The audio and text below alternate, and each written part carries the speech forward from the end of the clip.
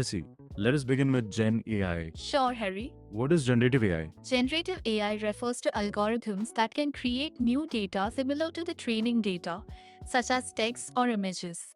It's crucial as it enables machines to assist in creative processes. For instance, it can generate artwork or write articles.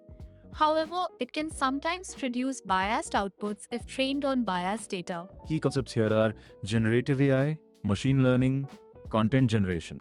Explain with examples to illustrate your point. Common mistakes candidates make here are overlooking ethical implications, focusing solely on technological aspects. What are the applications of generative AI? Generative AI is used in content creation, drug discovery, and personalized marketing. For example, it powers tools for generating realistic images or deepfakes. While it enhances creativity and efficiency, it raises concerns about misinformation and copyright issues. Key concepts here are applications of AI, content generation.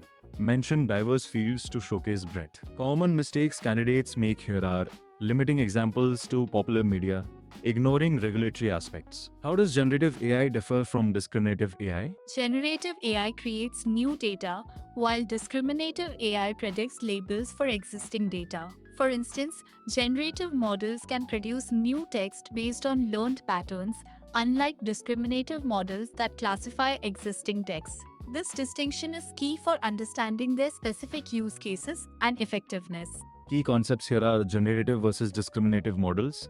Clarify differences with examples. Common mistakes candidates make here are mixing definitions, not providing specific examples. What are the challenges associated with generative AI? Challenges include ethical considerations, data bias, and computational costs.